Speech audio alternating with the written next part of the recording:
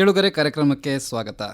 ಈ ವಾರದ ಅತಿಥಿಯಾಗಿ ನಮ್ಮ ಜೊತೆಗೆ ಇರುವವರು ಕೊಂಕಣಿ ಭಾಷಾ ವಿದ್ವಾಂಸರಾಗಿರುವಂತಹ ಡಾಕ್ಟರ್ ಬಿ ದೇವದಾಸ್ ಪೈ ಅವರು. ಸರ್, ಕಾರ್ಯಕ್ರಮಕ್ಕೆ ಸ್ವಾಗತ. ನಮಸ್ಕಾರ ಸರ್, ಈಗ ತಮ್ಮ ಒಂದು ಹಿನ್ನೆಲೆಯನ್ನು ನಾವು ನೋಡೋದಾದರೆ ಮೂಲತಃ ತಾವು ಭೌತಶಾಸ್ತ್ರ ಪ್ರಾಧ್ಯಾಪಕರಾಗಿದ್ದಂಥವರು. ಆದರೆ ಈಗ ಕೊಂಕಣಿಯ ಭಾಷಾ ಕ್ಷೇತ್ರದಲ್ಲಿ ಬಹಳಷ್ಟು ಕೆಲಸವನ್ನು ಮಾಡ್ತಾ ಇದ್ದೀರಾ. ಈ ಒಂದು ಕೊಂಕಣಿಯ ಮೇಲಿನ ಒಲವು, ವಿಜ್ಞಾನದಿಂದ ಭಾಷೆಯ ಮೇಲಿನ ಒಲವು ಹೇಗೆ ಬಂತದು? ಅದು ನನಗೆ ಒಂದು ಅನಿರೀಕ್ಷಿತ ಮತ್ತು ಆಶ್ಚರ್ಯ ಕೂಡ ಆಗ್ತಾ ಉಂಟು. ನಾನು ವಿಜ್ಞಾನ ಬಿಟ್ಟು ಬೇರೆ ವಿಚಾರದಲ್ಲಿ ಚಿಂತನೆ ಮಾಡೋನೇ ಆಗಿರಲಿಲ್ಲ. ನನ್ನ ಬಹುಪಾಲು ಆಯುಷ್ಸು ವಿಶ್ವ ಕೊಂಕಣಿ ಕೇಂದ್ರ ಅಂತ ಒಂದು ಇಲ್ಲಿ ಮಂಗಳೂರಿನಲ್ಲಿದೆ. ಅದಕ್ಕೆ ಒಮ್ಮೆ ಭೇಟಿ ನೀಡಿದಾಗ ಭಾಷೆಗೂ ಇಷ್ಟೊಂದು ವಿಶಾಲವಾದ ಕಾರ್ಯಕ್ಷೇತ್ರ ಉಂಟು, ಇಲ್ಲಿ ಕೂಡ ಜನರ ಅಗತ್ಯ ಉಂಟು, ಶಿಕ್ಷಿತರದ್ದು ಇಲ್ಲಿ ಕೆಲಸ ಮಾಡಲಿಕ್ಕೆ ಅವಕಾಶ ಉಂಟು ಅಂತ ನನಗೆ ಕಂಡು ಬಂತು. ಹಾಗೆ ನಾನು ಮೊದಲು ಪ್ರವೇಶ ಮಾಡೋದು ಹೇಗೆ ಅಂದರೆ, ನನ್ನ ಹುದ್ದೆ ನಾನೊಂದು ಉಪನ್ಯಾಸಕ ಸರ್ಕಾರಿ ಮಹಾವಿದ್ಯಾಲಯದಲ್ಲಿ.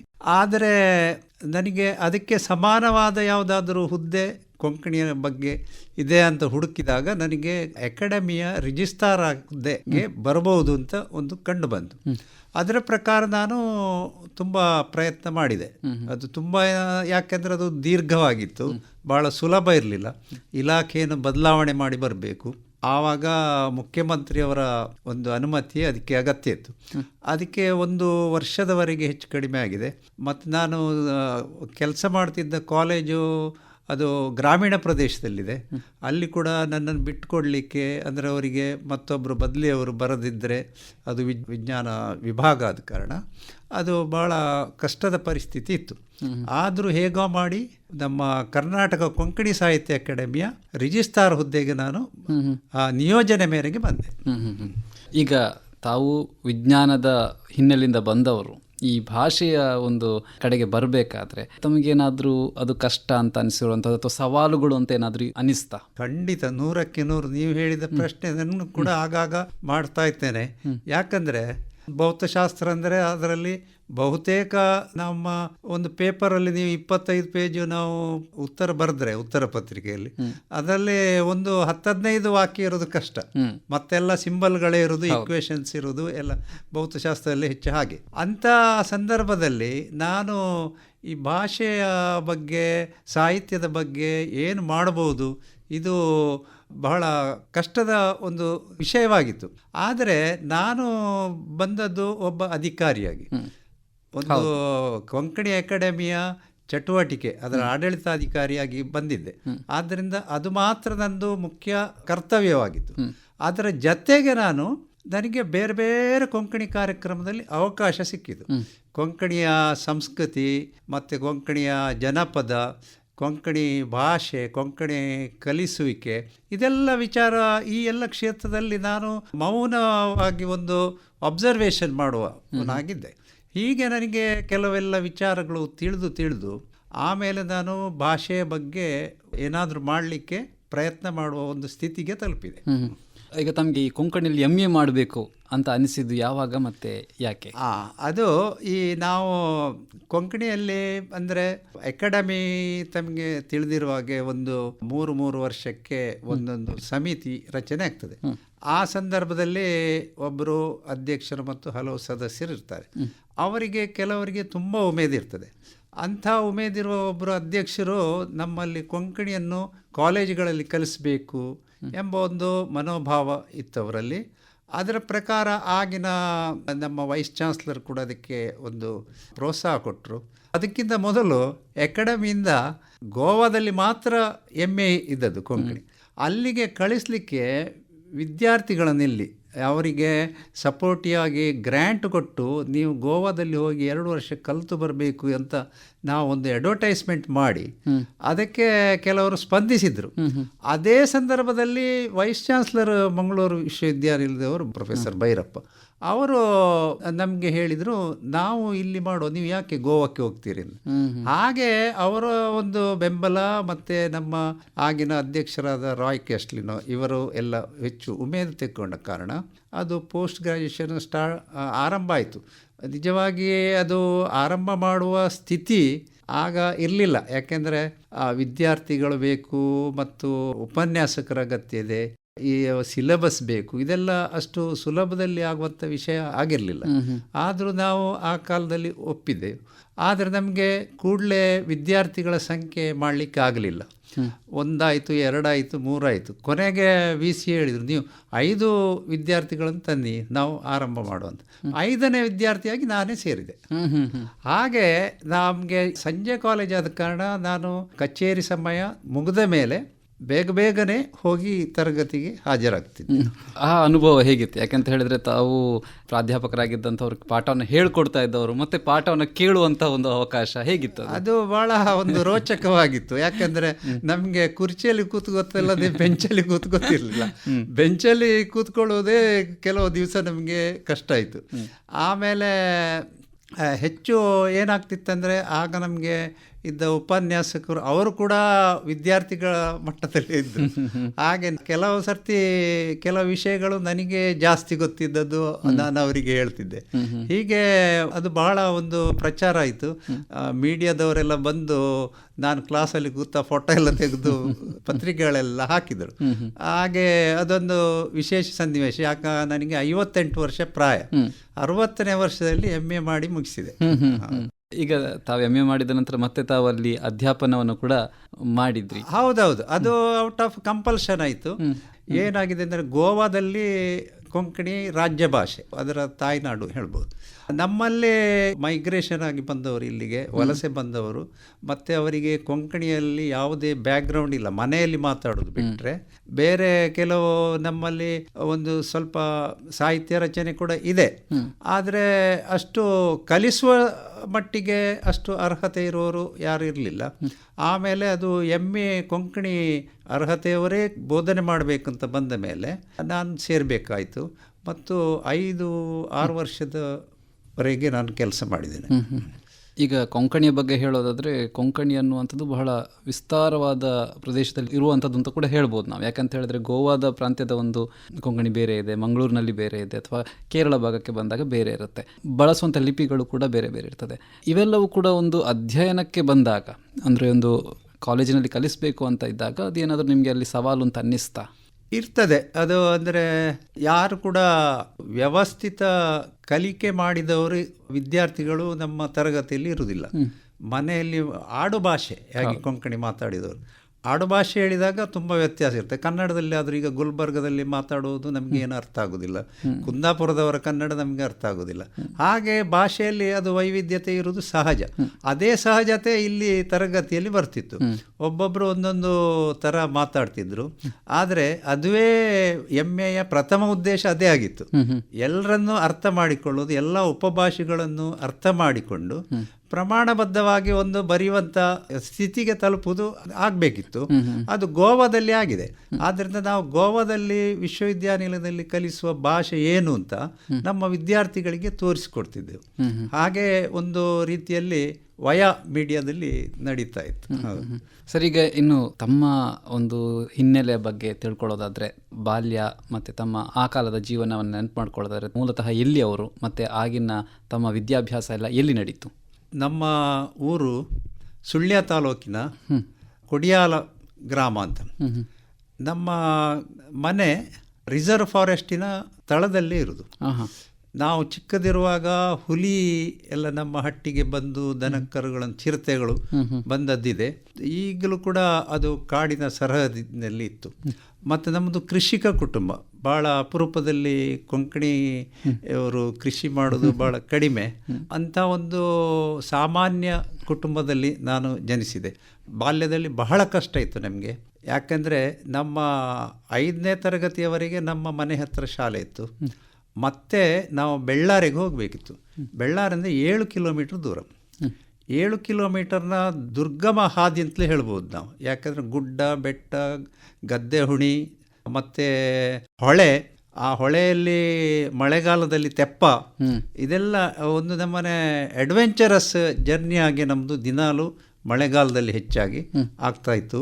ಕೆಲವು ಸರ್ತಿ ಅದು ಯಾವುದು ಆಗದಿದ್ದರೆ 10-14 ಕಿಲೋಮೀಟ್ರ್ ರೌಂಡ್ ಹೊಡೆದು ನಾವು ಹೋಗ್ದಂಥ ನೆರೆ ಬಂದಾಗೆಲ್ಲ. ಅಂಥ ಒಂದು ಕಷ್ಟದ ಸ್ಥಿತಿಯಲ್ಲಿ ನಾವು PUCವರೆಗೆ ಬೆಳ್ಳಾರಿಯಲ್ಲಿ ಕಲ್ತದ್ದು. ಅನಂತರ ಪುತ್ತೂರು ನಗರಕ್ಕೆ ಹೋಗಬೇಕಾಯ್ತು. ಆ ಕಾಲದಲ್ಲಿ ನಮ್ಮ SSLC ಪರೀಕ್ಷೆ ಬರಿಬೇಕಿದ್ರೆ ತಾಲೂಕು ಹೆಡ್ ಕ್ವಾರ್ಟರ್ಗೆ ಹೋಗಬೇಕು. ಅಲ್ಲಿ ಹೋಗಿ ಯಾರದಾದ್ರೂ ಮನೆಯಲ್ಲಿ ನಿಂತು ನಾವು ಪರೀಕ್ಷೆ ಬರಿಬೇಕಿತ್ತು. SSLC ಹಾಗೆ PUC ಹಾಗೆ ಅಷ್ಟು ಒಂದು ಚಾಲೆಂಜಿಂಗ್ ವಾತಾವರಣದಲ್ಲಿ ನಾವಿದ್ದೆವು. ಆದರೂ ಸರ್ಕಾರಿ ಶಾಲೆಯಲ್ಲಿ ನಾನು ಕಲ್ತದ್ದು ಹೆಚ್ಚು. ಯಾವುದೇ ಕೊರತೆ ಅಂತ ನಮಗೆ ಏನು ಕಂಡು ಬಂದಿಲ್ಲ. ಈಗ ನಿಮಗೆ ಈ ಭೌತಶಾಸ್ತ್ರದ ಬಗ್ಗೆ ಒಲವು ಹೇಗೆ ಬಂತು? ಭೌತಶಾಸ್ತ್ರ ನನಗೆ ಅದು ಹುಟ್ಟಿನಿಂದಲೇ ಇದೆ. ಅಂದರೆ ನನ್ನ ತಾಯಿಯ ಕಡೆಯವರೆಲ್ಲ ಸ್ವಲ್ಪ ವಿದ್ಯಾವಂತರಾಗಿದ್ದರು. ಭೌತಶಾಸ್ತ್ರದಂದು ವಿಪರೀತ ಪ್ರೀತಿಯ ವಿಷಯ.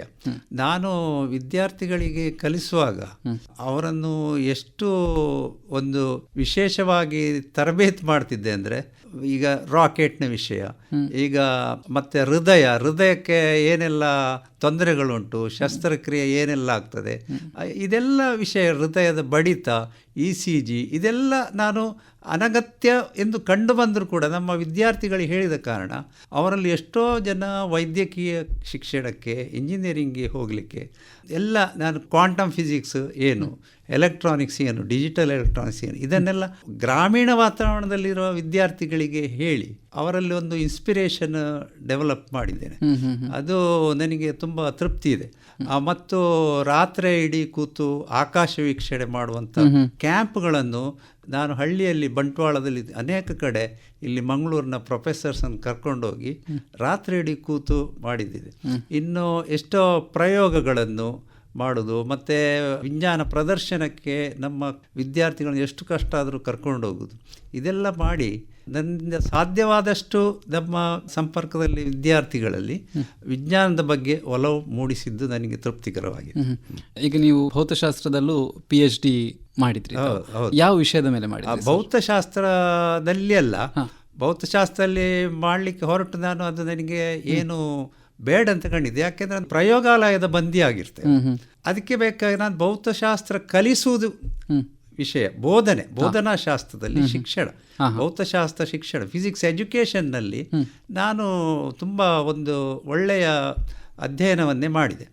ಯಾಕಂದರೆ ನಾವೆಲ್ಲವೂ ಮಾತಾಡ್ತೇವೆ ಶಿಕ್ಷಕರ ಬಗ್ಗೆ, ಆ ಶಿಕ್ಷಕರ ತರಬೇತಿ ಎಲ್ಲ ಒಳ್ಳೆದಿದ್ದರೂ ಅವರು ತರಗತಿಯಲ್ಲಿ ಹೋಗಿ ಪಾಠ ಮಾಡುವ ಕ್ವಾಲಿಟಿ ಏನುಂಟು ಅದಕ್ಕೆ ಯಾರು ಒಂದು ಅದನ್ನು ನೋಡುವಂಥದ್ದು ಮತ್ತು ಅವರಿಗೆ ಪ್ರೋತ್ಸಾಹ ಕೊಡುವಂಥ ವ್ಯವಸ್ಥೆ ಇರಲಿಲ್ಲ. ನಾನು ಸುಮಾರು 80 ತರಗತಿಗಳಲ್ಲಿ ವಿಜ್ಞಾನ ಬೋಧಿಸಿ ಹೈಸ್ಕೂಲ್ನ ಶಿಕ್ಷಕರ ತರಗತಿಯಲ್ಲಿ ಕೂತು ಅವರ ಕಂಪ್ಲೀಟ್ ಪಾಠವನ್ನು ರೆಕಾರ್ಡಿಂಗ್ ಮಾಡಿ ಅದನ್ನು ವಿಶ್ಲೇಷಣೆ ಮಾಡಿ ಏನು ಯಾವ ರೀತಿಯಲ್ಲಿ ಇಂಪ್ರೂವ್ಮೆಂಟ್ ಮಾಡ್ಬೋದು. ಅದಕ್ಕಿಂತ ಮೊದಲು ನಾನೇನು ಮಾಡಿದೆ ಅಂದರೆ ಆಸ್ಟ್ರೇಲಿಯಾ, ಅಮೇರಿಕಾ, ಇಂಗ್ಲೆಂಡ್ ದೇಶದಲ್ಲಿ ಬೋಧನಾ ಕ್ರಮ ಹೇಗಿದೆ ಸೆಕೆಂಡ್ರಿ ಲೆವೆಲಲ್ಲಿ, ಅದರ ಬಗ್ಗೆ ಒಂದು ನಾನು ಇನ್ಸ್ಟ್ರಕ್ಷನಲ್ ಪ್ಯಾಕೇಜ್ ಮಾಡಿದೆ. ಅಂದರೆ ಏನೆಲ್ಲ ಶಿಕ್ಷಕರಿಗೆ ಗೊತ್ತಿರಬೇಕು, ಅವರ ಕಾಂಪಿಟೆನ್ಸಿ ಏನಿರಬೇಕು ಅದನ್ನು ತಯಾರು ಮಾಡಿ ಅದರಲ್ಲಿ ತರಬೇತಿ ಕೊಟ್ಟಿರೋದು. ನನಗೆ ಆಗ ಎಲ್ಲ ಅವಕಾಶ ಇತ್ತು, ಯಾಕಂದರೆ ನಾನು ಇನ್ಸ್ಪೆಕ್ಟರ್ ಹುದ್ದೆಯಲ್ಲಿ ಇದ್ದೆ. ಆಗ ಶಿಕ್ಷಕರೆಲ್ಲ ನನಗೆ ಸ್ವಲ್ಪ ಸಹಾಯ ಮಾಡ್ತಿದ್ರು, ಆದರೆ ಅವರಿಗೆ ಸ್ವಲ್ಪ ಕಂಪಲ್ಷನ್ ಕೂಡ ಇರ್ತಿತ್ತು. ಮೈಸೂರಲ್ಲಿ ನನಗೆ ಒಬ್ಬರು ಪ್ರೊಫೆಸರ್ ಹೇಳಿದರು, ನೀವು 80 ಕ್ಲಾಸ್ ಹೇಗೆ ಕೂತಿರಿ? ನಾನು BEd ಕಾಲೇಜ್ ಪ್ರೊಫೆಸರ್ ಆಗಿ ನನ್ನ ವಿದ್ಯಾರ್ಥಿಗಳ ಕ್ಲಾಸು ನೋಡಲಿಕ್ಕೆ ನನಗೆ ಅವರು ಬಿಡುವುದಿಲ್ಲ, ಹಳೆ ವಿದ್ಯಾರ್ಥಿಗಳು ಶಿಕ್ಷಕರಾದ ಮೇಲೆ. ಆದ್ದರಿಂದ ಈವನ್ ನಾನು ವಿದೇಶದ ಇದರಲ್ಲಿ ನೋಡಿದೆ, ಕ್ಲಾಸ್ ರೂಮ್ನಲ್ಲಿ ಕೂತು ಅದನ್ನು ಅಧ್ಯಯನ ಮಾಡೋದು ಬಹಳ ಕಷ್ಟ ಮತ್ತು ಅದು ಬಹಳ ಅಪರೂಪ. ಅಂಥ ಒಂದು ಅಧ್ಯಯನವನ್ನು ನನಗೆ NCERTಯ ಒಬ್ಬರು ಪ್ರೊಫೆಸರ್, ಅಂದರೆ RI ಮೈಸೂರಲ್ಲಿ, ಅವರ ಮಾರ್ಗದರ್ಶನದಲ್ಲಿ ಮೈಸೂರು ವಿಶ್ವವಿದ್ಯಾನಿಲಯದಲ್ಲಿ ತುಂಬ ದೀರ್ಘಾವಧಿ ತೆಗೆದುಕೊಂಡಿತ್ತು. ಅಂದರೆ ಬೇರೆ ಬೇರೆ ಕಾರಣಗಳಿಗಾಗಿ ಒಂದು 7-8 ವರ್ಷ ಅವಧಿಯಲ್ಲಿ ನಾನು PhD ಮಾಡಿ ಮುಗಿಸಿದೆ. ಸರ್, ಈಗ ತಮ್ಮ ಶಿಕ್ಷಣ ಪೂರೈಸಿದ ನಂತರ ತಮಗೆ ಕೆಲಸ ಇಮಿಡಿಯೇಟ್ ಆಗಿ ಸಿಕ್ಕಿತಾ ಹೇಗೆ? ಹೌದು, ನಾನು ಪ್ರಥಮವಾಗಿ ಹೈಸ್ಕೂಲ್ ಶಿಕ್ಷಕನಾಗಿ ಕೆಲಸ ಮಾಡಿದ್ದೇನೆ, ವಿಜ್ಞಾನ ಶಿಕ್ಷಕರ. ಗ್ರಾಮೀಣ ಪ್ರದೇಶದಲ್ಲೆಲ್ಲ ಕೆಲಸ ಮಾಡಿದ್ದೇನೆ ನಾನು. ಸರ್, ತಾವೀಗ ಯಾವ್ಯಾವ ವಿದ್ಯಾಸಂಸ್ಥೆಗಳಲ್ಲಿ ಸೇವೆಯನ್ನು ಸಲ್ಲಿಸಿದ್ರಿ? ನಾನು ಮಂಗಳೂರು BEd ಕಾಲೇಜಲ್ಲಿ 2 ವರ್ಷ ಕೆಲಸ ಮಾಡಿದ್ದೇನೆ. ಮತ್ತು ಕನ್ಯಾನದಲ್ಲಿ ಒಂದು 6 ವರ್ಷ PU ಕಾಲೇಜಲ್ಲಿ ಇದ್ದೆ. ಮುರುವ ಮಾಣಿಲ್ ಅಂತ ಒಂದು ಸರ್ಕಾರಿ ಪ್ರೌಢಶಾಲೆಯಲ್ಲಿ ವಾಹನ ಸೌಲಭ್ಯ ಇಲ್ಲದ ಒಂದು ಕುಗ್ರಾಮ ಅಂತ ಶಾಲೆಗಳಲ್ಲಿ ಕೆಲಸ ಮಾಡಿದ್ದೇನೆ. ಬೆಂಗ್ರೆಯಲ್ಲಿ ಇರುವ ಸರ್ಕಾರಿ ಪ್ರೌಢಶಾಲೆಯಲ್ಲಿ ಕೆಲಸ ಮಾಡಿದ್ದೇನೆ. ಹಾಗೆ ಮಂಗಳೂರು BO ಕಚೇರಿಯಲ್ಲಿ ಕೆಲಸ ಮಾಡಿದ್ದೇನೆ. ಮತ್ತು ಇಲಾಖೆ ಬದಲಾವಣೆ ಆದಮೇಲೆ ಕನ್ನಡ ಸಂಸ್ಕೃತಿ ಇಲಾಖೆಯಲ್ಲಿ ಉಡುಪಿಯ ಜಿಲ್ಲೆಯ ಸಹಾಯಕ ನಿರ್ದೇಶಕನಾಗಿ ಕನ್ನಡ ಸಂಸ್ಕೃತಿ ಅದರಲ್ಲಿ ಕೆಲಸ ಮಾಡಿದ್ದೇನೆ. ರಿಜಿಸ್ಟ್ರಾರ್ ಹುದ್ದೆ ಈಗಾಗಲೇ ನಾನು ಹೇಳಿದೆ. ಹೌದು. ಹಾಗೆ ತಾವು ಕೊಂಕಣಿಯಲ್ಲೂ ಕೂಡ ಇತ್ತೀಚೆಗೆ PhD ಮಾಡಿದವರು. ಯಾವ ವಿಷಯವನ್ನು ತಗೊಂಡ್ರಿ ಸರ್ ಅಲ್ಲಿ? ಯಾಕೆ ಆಗಿ ಆ ವಿಷಯವನ್ನು? ವಿಜ್ಞಾನ ಬ್ಯಾಕ್ಗ್ರೌಂಡ್ನವನಿಗೆ ಬಹಳ ಒಂದು ಆಕರ್ಷಣೆ ಅಂದರೆ ಭಾಷಾ ವಿಜ್ಞಾನ. ಅದು ಭಾಷೆಯನ್ನು ವೈಜ್ಞಾನಿಕವಾಗಿ ಅಧ್ಯಯನ ಮಾಡೋದೇ ಲಿಂಗ್ವಿಸ್ಟಿಕ್ಸ್. ಅದೇ ವಿಚಾರವನ್ನು ನಾನು ತೆಗೆದುಕೊಂಡಿದ್ದೆ. ನನ್ನದೇ ಮಾತೃಭಾಷೆ ಅಂದರೆ ಕೊಂಕಣಿ ಭಾಷೆಯ ಒಂದು ಉಪಭಾಷೆ. ಪ್ರತಿ ಭಾಷೆಯಲ್ಲಿ ಉಪಭಾಷೆಗಳು ಇರ್ತದೆ. ನಾವು ಇಲ್ಲಿ ಮಂಗಳೂರಿನಲ್ಲಿರುವ ಸಾರಸ್ವತರು ಮಾತಾಡ್ತೇವೆ, ಅದಕ್ಕೆ ನಾವು ಅಂಚಿಗೆಲೆ ಅಂತ ಹೇಳ್ತೇವೆ. ಅಂಚಿಗೆಲೆ ಅಂದರೆ ನಮ್ಮ ಭಾಷೆ ಅಂತ. ಆ ಉಪಭಾಷೆಗೆ ಹಾಗೆ ಹೆಸರಿದೆ. ಹಾಗೆ ಅದರ ಬಗ್ಗೆ ನಾನು ಅಧ್ಯಯನ ಮಾಡಿದ್ದೆ. ಅಂದರೆ ಅದರ ಉಚ್ಚಾರ ಕ್ರಮಗಳು ಮತ್ತು ಅದರಲ್ಲಿ ಸ್ವರಾಕ್ಷರ, ವ್ಯಂಜನಾಕ್ಷರ, ಇದೆಲ್ಲ ಅಕ್ಷರಗಳ ಒಂದು ಇರುವಿಕೆ, ಮತ್ತು ಅದಕ್ಕೆ ಒಂದು ಪ್ರೂಫ್ ಕೊಡಬೇಕು ನಾವು. ಅಂದರೆ ಪ್ರತಿಯೊಂದು ಸ್ವರಾಕ್ಷರ ಇದೆ ಅಂತ ಹೇಳಲಿಕ್ಕೆ ಹಲವಾರು ಶಬ್ದಗಳನ್ನು ನಾವು ಹೇಳಬೇಕು. ಅದು ಅಂತ್ಯದಲ್ಲಿ, ಮಧ್ಯದಲ್ಲಿ ಮತ್ತು ಆದಿಯಲ್ಲಿ ಇದೆ ಅಂತ ಅದನ್ನು ನಾವು ಸಾಧಿಸಲಿಕ್ಕೆ ಬೇಕಾಗಿ ಸಾಕಷ್ಟು ಶಬ್ದಗಳನ್ನು ಕೊಡಬೇಕು. ಆಮೇಲೆ ಅಕ್ಷರಗಳ ಜೋಡಣೆಗಳು, ಒತ್ತಕ್ಷರಗಳು. 1ನೇ ಅಕ್ಷರದಲ್ಲಿ ಒತ್ತಕ್ಷರ ಬರ್ತದ, 2ರಲ್ಲಿ ಬರ್ತದ, 3ರಲ್ಲಿ ಬರ್ತದೆ. ಯಾವ ರೀತಿಯಲ್ಲಿ ಒತ್ತು ಅಕ್ಷರ, ಯಾವ ವ್ಯಂಜನಕ್ಕೆ ಯಾವ ವ್ಯಂಜನ ಸೇರಿ ಆಗ್ತದೆ, ಇದನ್ನೆಲ್ಲ ಮಾಡಿದರೆ ಒಂದು ಭಾಷೆಯ ಸಂಪೂರ್ಣ ಒಂದು ವ್ಯವಸ್ಥಿತ ಚೌಕಟ್ಟು ನಮಗೆ ಅರ್ಥ ಆಗ್ತದೆ. ಅದಕ್ಕೆ ನಾವು ಫೊನಾಲಜಿ ಹೇಳೋದು, ಸ್ವನ ವಿಜ್ಞಾನ. ಆಮೇಲೆ ಪದ ರಚನೆಗಳು ಹೇಗೆ ನಡೀತದೆ, ಅದರಲ್ಲಿ ಇಡೀ ನಮ್ಮ ವ್ಯಾಕರಣ ಎಲ್ಲ ಬರ್ತದೆ. ಅಲ್ಲಿ ನಾಮಪದ, ಕ್ರಿಯಾಪದ, ಕ್ರಿಯಾವಿಶೇಷಣ, ನಾಮವಿಶೇಷಣ, ಮತ್ತು ಈ ಎಲ್ಲ ವಿಷಯಗಳು ಆದ ಮೇಲೆ ವಾಕ್ಯ ರಚನೆ 3ನೇ ವಿಭಾಗ. ಈ 3 ವಿಭಾಗದಲ್ಲಿ ನಾನು ಸಾಕಷ್ಟು ಉದಾಹರಣೆಗಳನ್ನು ನೀಡಿ, ಸಾವಿರಾರು ಶಬ್ದಗಳನ್ನು ನೀಡಿ, ಈ ಉಪಭಾಷೆಯು ವ್ಯವಸ್ಥಿತ ಭಾಷೆ ಅಂತ ಒಂದು ಸಾಧನೆ ಮಾಡಿ ತೋರಿಸಿದೆ. ಇನ್ನೂ 2 ವಿಭಾಗ ಉಂಟು. ಅದರ ಅಧ್ಯಯನ ಇನ್ನು ಕೂಡ ಮುಂದುವರಿಸ್ತೇನೆ. ನಾನು PhDಗಾಗಿ ಇಷ್ಟು ಮಾತ್ರ ಮಾಡಿದ್ದು. ಇನ್ನು ಮುಂದಿನ ಆಗ ಒಂದು ಭಾಷೆಯ ಕಂಪ್ಲೀಟ್ ಸ್ವರೂಪ ಅರ್ಥ ಆಗ್ತದೆ ನಮಗೆ. ಅಂದರೆ ಆ ಪದರಚನಾ, ಅರ್ಥರಚನಾ ವಿಜ್ಞಾನ ಅಂತ ಉಂಟು, ಆ ವಿಭಾಗ ಎಲ್ಲ ಇನ್ನು ಮಾಡಬೇಕಷ್ಟೇ. ಈಗ ಈ ಭಾಷಾ ವಿಜ್ಞಾನದ ಈ ರೀತಿಯಾದಂಥ ಎಲ್ಲ ಏನು ಆಸ್ಪೆಕ್ಟ್ಸ್ ತಾವು ಹೇಳಿದ್ರಿ, ಅದನ್ನ ಹೇಗೆ ತಾವು ಅಭ್ಯಾಸ ಮಾಡಿದ್ರಿ? ಸ್ವಾಧ್ಯಯನ. ಅದು ನನ್ನ ಜೀವನದಲ್ಲಿ ಅದು ಹಾಸೋಕ್ಕಾಗಿ ಬಂದಿದೆ. ನಾವು ತರಗತಿಯಲ್ಲಿ ಅಥವಾ ಶಾಲೆಗೆ ಹೋಗಿ ಫಾರ್ಮಲ್ ಎಜುಕೇಶನ್ ಎಷ್ಟು ಪಡೆದಿದೆ ಅಷ್ಟೇ ನಾನು ನನ್ನಷ್ಟಕ್ಕೆ ಓದಿ ಅದನ್ನು ಗಳಿಸಿದ್ದು ತುಂಬ ಇದೆ. ಆ ಒಂದು ಸಾಮರ್ಥ್ಯದಿಂದಾಗಿ ಇದನ್ನೆಲ್ಲ ನಾನು ಕಲಿತು ಆಮೇಲೆ ಸಂಶೋಧನೆಗೆ ಹೋಗಲಿಕ್ಕೆ ನನಗೆ ಸಾಧ್ಯ ಆಗಿದೆ. ಇನ್ನು ಈಗ ತಾವು ಭಾಷೆಯ ಬಗ್ಗೆ ಹೇಳಿದ್ರೆ, ಅದರಲ್ಲಿ ಸಂಶೋಧನೆ ಅಧ್ಯಯನಗಳನ್ನು ಮಾಡಿದ್ರಿ. ಈ ಸಾಹಿತ್ಯದ ಬಗ್ಗೆ ಹೇಳೋದಾದ್ರೆ, ಕೊಂಕಣಿ ಸಾಹಿತ್ಯದ ಬಗ್ಗೆ ಏನಾದರೂ ಆಸಕ್ತಿ ವಹಿಸಿರುವಂಥದ್ದು? ಕೊಂಕಣಿಯಲ್ಲಿ ನಾನು ಪ್ರಾರಂಭದಲ್ಲಿ, ಈಗ ನಮ್ಮಲ್ಲಿ ಕೊಂಕಣಿಯಲ್ಲಿ ಇಷ್ಟರವರೆಗೆ ಇಲ್ಲದ ಒಂದು ವಿಷಯ, ಈ ಚೌಸರ್ನಿಂದ ಹಿಡಿದು, ಅಂದರೆ ಎಷ್ಟೋ ಶತಮಾನದ ಶೇಕ್ಸ್ಪಿಯರ್ ಅಲ್ಲಿಂದ ಹಿಡಿದು ಮೊನ್ನೆವರೆಗೆ ಕಾಪಿರೈಟಿನ ಸಮಸ್ಯೆ ಇಲ್ಲದ ಒಂದು 77 ಸಿಲೆಕ್ಟೆಡ್ ಕವನಗಳನ್ನು ಕೊಂಕಣಿಗೆ ತರ್ಜುಮೆ ಮಾಡಿ ಪ್ರಕಟ ಮಾಡಿದ್ದೇನೆ. ಅದು ತುಂಬ ಜನಪ್ರಿಯವಾಯಿತು. ಅದು ಮಾಡಲಿಕ್ಕೆ ನನಗೆ 1-2 ವರ್ಷ ಹೋಗಿದೆ. ಅಂದರೆ ಶಬ್ದ ಭಂಡಾರ, ಅದಕ್ಕೆ ಸರಿಯಾದ ಟ್ರಾನ್ಸ್ಲೇಷನ್ ಅಂದರೆ ಸ್ವಲ್ಪ ಕಷ್ಟವೇ ಆಗ್ತದೆ. ಮತ್ತು ಒಂದು ಪಾಶ್ಚಿಮಾತ್ಯ ಭಾಷೆಯನ್ನು ಭಾರತೀಯ ಭಾಷೆಗೆ ತರುವುದು ದೊಡ್ಡ ವಿಷಯ ಉಂಟು. ಅದರಲ್ಲಿ ಕೊಂಕಣಿಗೆ ತರುವುದು ಮತ್ತು ಕಷ್ಟ ಆಯಿತು. ಆದರೂ ಅದು ಒಂದು ನನ್ನ ಪ್ರಥಮ ಒಂದು ಸಾಧನೆ. ಈಗ ಒಂದು ಕವನ ಸಂಕಲನ ಮತ್ತೊಂದು ಕಥಾ ಸಂಕಲನವನ್ನು ನಾನು ತಯಾರು ಮಾಡ್ತಾ ಇದ್ದೇನೆ ಕೊಂಕಣಿಯಲ್ಲಿ. ಹೌದು. ಹಾಗೆ ಕೊಂಕಣಿ ವ್ಯಾಕರಣದ ಬಗ್ಗೆ ನಮ್ಮ ವಿದ್ಯಾರ್ಥಿಗಳಿಗಾಗಿ ಪುಸ್ತಕ ನಾನು ಪ್ರಕಟ ಮಾಡಿದ್ದೇನೆ. ಸರ್, ಹಾಗೇನೆ ತಾವು ಈ NCC ಮತ್ತು NSS ಅಲ್ಲೂ ಕೂಡ ಕೆಲಸವನ್ನು ಮಾಡಿದ್ದೀರಾ, ಇದ್ರ ಬಗ್ಗೆ ಒಂದು ಸ್ವಲ್ಪ ಹೇಳಿ.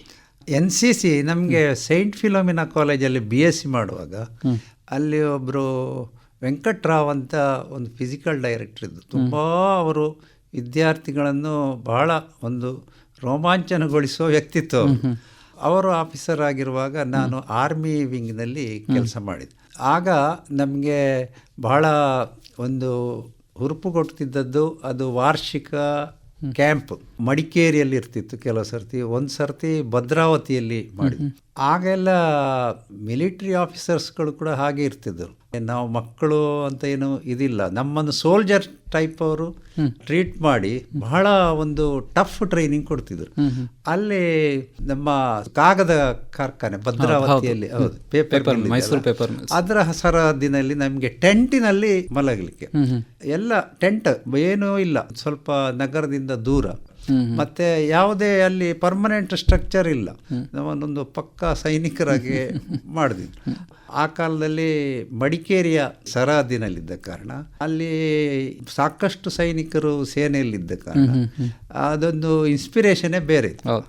ಸರ್, ಈಗ ತಮ್ಮ ಪ್ರಕಾರ ಈ ಕೊಂಕಣಿ ಭಾಷೆಗೆ ಸಂಬಂಧಿಸಿದ ಹಾಗೆ ಏನೆಲ್ಲ ಚಟುವಟಿಕೆಗಳು ನಡೀತಾ ಇದೆ ಮತ್ತು ಏನು ನಡಿಬೇಕಿನ್ನು? ಕೊಂಕಣಿ ಅಂದರೆ ಭಾಳ ಇತ್ತೀಚೆಗೆ ಬಲ ಬರ್ತಾ ಇರುವ ಒಂದು ಭಾಷೆ.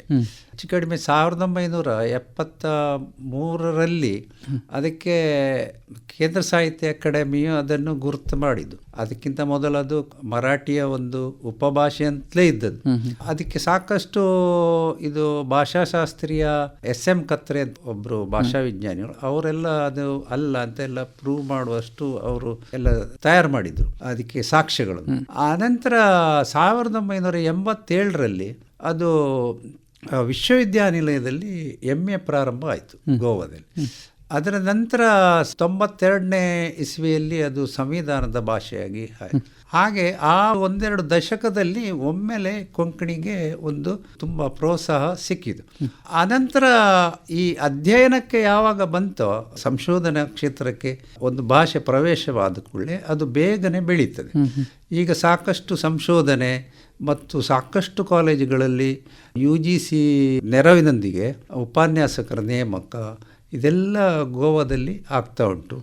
ಅದನ್ನು ಇಲ್ಲಿ ಕರ್ನಾಟಕದಲ್ಲಿ ಕೂಡ ಸ್ವಲ್ಪ ವಿಸ್ತರಣೆ ಮಾಡಬೇಕು ಅಂತ ನಾವು ಪ್ರಯತ್ನ ಮಾಡಿ MA ಆಯಿತು. MA ಮಾಡಿದವರು ಈಗ ಮಂಗಳೂರು ವಿಶ್ವವಿದ್ಯಾನಿಲಯದ ಇಬ್ಬರು PhD ಕೂಡ ಮಾಡಿದ್ದಾರೆ, ಇನ್ನು ಇಬ್ಬರು ಬರ್ಬೋದು. ಹೀಗೆ ಒಂದು ಭಾಷೆಯನ್ನು ಅಧ್ಯಯನ ಮಾಡಿದಾಗ ಮಾತ್ರ ಅದು ವ್ಯವಸ್ಥಿತವಾಗಿ ಅಧ್ಯಯನ ಸೌಲಭ್ಯ ಇದ್ದರೆ ಮಾತ್ರ ಅದು, ವಿಶೇಷವಾಗಿ ಹೈಯರ್ ಎಜುಕೇಷನ್ನಲ್ಲಿ ಉನ್ನತ ಶಿಕ್ಷಣದ ವಿಭಾಗದಲ್ಲಿ ಇದ್ದರೆ ಅದು ಜಾಸ್ತಿ ಬೆಳೀಲಿಕ್ಕೆ ಸುಲಭ ಆಗ್ತದೆ.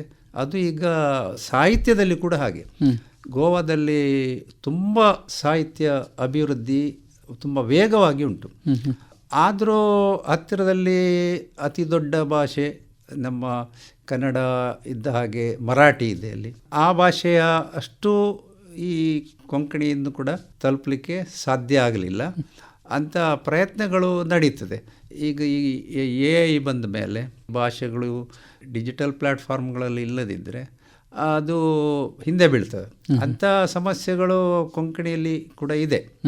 ಸಾಕಷ್ಟು ಡಿಜಿಟಲ್ ಪ್ಲ್ಯಾಟ್ಫಾರ್ಮ್ನಲ್ಲಿ ಅಷ್ಟು ಕೊಂಕಣಿ ಕಾಣ್ತಾ ಇಲ್ಲ. ಅದು ಎಲ್ಲಿ ಆಗ್ತದೆ ಅಂದರೆ ಮೆಷಿನ್ ಟ್ರಾನ್ಸ್ಲೇಷನ್ ಮಾಡುವಾಗೆಲ್ಲ ತೊಂದರೆಗಳು ಬರ್ತದೆ. ಕೊಂಕಣಿಯದ್ದು ಒಂದು 100 ಶಬ್ದ ಯಾವುದು ಗುಣವಿಶೇಷಣ ಶಬ್ದ ಕೊಡಿ ಹೇಳಿದರೆ ಅದು ಕೊಡದೆ ಮತ್ತೆ ಯಾವುದೋ ಬೇರೆ ಭಾಷೆಯಿಂದ ಕೊಡ್ತದೆ, ಹಿಂದಿಯ ಮರಾಠಿಯಿಂದ ಕೊಡ್ತದೆ. ಇದು ಕೆಲಸ ಹೆಚ್ಚು ಕೊಂಕಣಿಗೆ ಆಗಬೇಕಾಗಿದೆ. ಅದರ ಲ್ಯಾಂಗ್ವೇಜ್ ಲರ್ನಿಂಗ್ ಮಾಡೆಲ್ ಡೆವಲಪ್ ಮಾಡಬೇಕು. ಹೌದೌದು. ಅಂದರೆ ಡಿಜಿಟಲ್ ಕ್ಷೇತ್ರದಲ್ಲಿ ಹೆಚ್ಚು ಆಗಬೇಕು. ಮೀಡಿಯಾ ತುಂಬ ಮುಂದೆ ಉಂಟು ಗೋವಾದಲ್ಲಿ, ಮೀಡಿಯಾ ತುಂಬ ಸ್ಟ್ರಾಂಗ್ ಉಂಟು. ಈ ಕ್ಷೇತ್ರದಲ್ಲಿ ಸ್ವಲ್ಪ ಸಾಹಿತ್ಯಗಳೆಲ್ಲ ಡಿಜಿಟಲೈಸೇಷನ್ ಆಗಬೇಕು. ಪ್ರಯತ್ನಗಳು ನಡೀತಾ ಇದೆ. ಈಗ ಕೊಂಕಣಿಯಲ್ಲಿ ಏನು ಮಾಡಿದ್ದಾರೆ ಅಂದರೆ ಅದೊಂದು 4 ಭಾಷೆಯನ್ನು ಲಿಂಕ್ ಮಾಡಿ IIT ಬಾಂಬೆಯಲ್ಲಿ ಒಂದು ಪ್ರಾಜೆಕ್ಟ್ ಇದೆ. ಅದನ್ನು ನಮ್ಮಲ್ಲಿ ವಿದ್ಯಾಪತಿ ಅಂತ ಗೋವಾದಲ್ಲಿ ಮಾಡ್ತಾರೆ. ಅಂದರೆ ಹಿಂದಿಯನ್ನು ಮುಖ್ಯ ಇಟ್ಟುಕೊಂಡು ಹಿಂದಿ ಮರಾಠಿ, ಹಿಂದಿ ಕೊಂಕಣಿ ಮತ್ತು ಹಿಂದಿಯ ಭೋಜ್ಪುರಿಯ ಯಾವುದೋ ಒಂದು 4 ಭಾಷೆಗಳಿಗೆ ಅದು ಒಂದರಿಂದ ಇನ್ನೊಂದಕ್ಕೆ ಟ್ರಾನ್ಸ್ಲೇಷನ್ ಮಾಡಲಿಕ್ಕೆ ಪ್ರಯತ್ನಗಳು ನೋಡಿದೆ. ಆಗ ನೋಡುವಾಗ ವಿಜ್ಞಾನದ ವೊಕ್ಯಾಬ್ಯುಲರಿ ಕೊಂಕಣಿಯಲ್ಲಿ ಬಹಳ ಕಡಿಮೆ ಉಂಟು. ಫಿಸಿಕ್ಸ್, ಕೆಮಿಸ್ಟ್ರಿ ಟರ್ಮ್ಸ್ ಅದೆಲ್ಲ ಸಮಸ್ಯೆ ಎಲ್ಲ ಭಾಷೆಗಳಲ್ಲಿ ಉಂಟು. ಮುಂದುವರೆದ ಭಾಷೆಗಳು ಬಿಟ್ಟರೆ ಈಗ ವಿಜ್ಞಾನದಲ್ಲಿ 2% ಏನೋ ಇರುವುದಷ್ಟೇ ಶಬ್ದಗಳು. ಆಗ ಟ್ರಾನ್ಸ್ಲೇಷನ್ಗೆ ಭಾಳ ಕೊರತೆ ಉಂಟಾಗ್ತದೆ. ಹಾಗಾಗಿ ಈ ಕ್ಷೇತ್ರದಲ್ಲಿ ಸ್ವಲ್ಪ ಬೆಳವಣಿಗೆಗಳು ಆಗಬೇಕು ಅಂತ ತಾವು ಹೇಳ್ತಾ ಇದ್ದೀರಾ. ಸರ್, ಈಗ ತಮ್ಮ ವೈಯಕ್ತಿಕ ಜೀವನದ ಬಗ್ಗೆ ಮಾತಾಡೋದಾದ್ರೆ, ತಮ್ಮ ಕುಟುಂಬ ಇದರ ಬಗ್ಗೆ ಹೇಳೋದಾದ್ರೆ ಯಾರಿದ್ದೀರಾ, ಅದರ ಬಗ್ಗೆ ಸ್ವಲ್ಪ ಹೇಳಿ. ನನ್ನ ಪತ್ನಿ BSNL ಉದ್ಯೋಗಿ ಆಗಿದ್ದರು. ಮತ್ತು ಒಬ್ಬಳೆ ಮಗಳಿರೋದು, ಅವಳು ಯೂನಿಯನ್ ಬ್ಯಾಂಕಿಗೆ ನಲ್ಲಿ ಉದ್ಯೋಗಿ. ಅಳಿಯನ್ ಕೂಡ ಅದೇ ಬ್ಯಾಂಕ್ನಲ್ಲಿ, ಅವರು ಬೆಳಗಾಂನಲ್ಲಿದ್ದಾರೆ. ಮತ್ತು ನನ್ನ ತಮ್ಮಂದಿರು ಒಬ್ಬರು ನ್ಯೂಜಿಲ್ಯಾಂಡಲ್ಲಿದ್ದಾರೆ, ಅವರ ಮಗಳು ಆಸ್ಟ್ರೇಲಿಯಾದಲ್ಲಿದ್ದಾಳೆ, ಇನ್ನೊಬ್ಬ ಬಾಂಬೆಯಲ್ಲಿ ಅದು ಶಾಪೂರ್ ಜಿಪೋಲಜಿ ಕಂಪನಿಯಲ್ಲಿದ್ದಾರೆ, ಒಬ್ಬನು ಬೆಂಗಳೂರಲ್ಲಿದ್ದಾನೆ. ಹಾಗೆ ಎಲ್ಲ ಹರಡಿದ್ದಾರೆ. ನಮ್ದು ಸ್ವಲ್ಪ ಕೃಷಿ ಕ್ಷೇತ್ರ ಉಂಟು ಸ್ವಲ್ಪ. ಒಬ್ಬ ತಮ್ಮ ಅಲ್ಲಿ ಕೆಲಸ ಮಾಡಿಕೊಂಡಿದ್ದಾನೆ, ಅದನ್ನು ನೋಡಿಕೊಂಡು ಹಾಗೆ ಒಂದು ಸಂತೃಪ್ತಿ ಇದೆ. ಈಗ ಮುಂದಿನ ಯೋಜನೆಗಳ ಬಗ್ಗೆ ಹೇಳೋದಾದ್ರೆ, ಮುಂದೆ ಏನು ಮಾಡೋದು ಸಾಧ್ಯ ಆದಷ್ಟು ಕೆಲಸ ಮಾಡಿದ್ದೇವೆ. ಇದೇ ಸಂಶೋಧನೆ ಕ್ಷೇತ್ರದಲ್ಲಿ ಸ್ವಲ್ಪ ಇನ್ನು ಹೆಚ್ಚು ಕೆಲಸ ಮಾಡಬೇಕಂತ ಇದೆ. ಈ ಮಾಡಿದ್ದನ್ನೆಲ್ಲ ಸ್ವಲ್ಪ ಪ್ರಕಟ ಮಾಡಿಕೊಂಡು ಗ್ರಂಥಗಳ ರೂಪದಲ್ಲಿ ಮಾಡಬೇಕು ಅಂತ ಒಂದು ಆಲೋಚನೆ ಇದೆ. ಧನ್ಯವಾದಗಳು ಸರ್, ಇಷ್ಟೊತ್ತು ನಮ್ಮ ಜೊತೆ ಕಾರ್ಯಕ್ರಮದಲ್ಲಿ ಭಾಗವಹಿಸಿದ್ರಿ. ತಮ್ಮ ಮುಂದಿನ ಎಲ್ಲ ಯೋಜನೆಗಳು ಕೂಡ ಯಶಸ್ವಿಯಾಗಲಿ ಅಂತ ಆಕಾಶವಾಣಿಯ ಪರವಾಗಿ ಹಾರೈಸ್ತಾ ಇದ್ದೇವೆ. ಧನ್ಯವಾದಗಳು. ತಮಗೂ ಧನ್ಯವಾದ.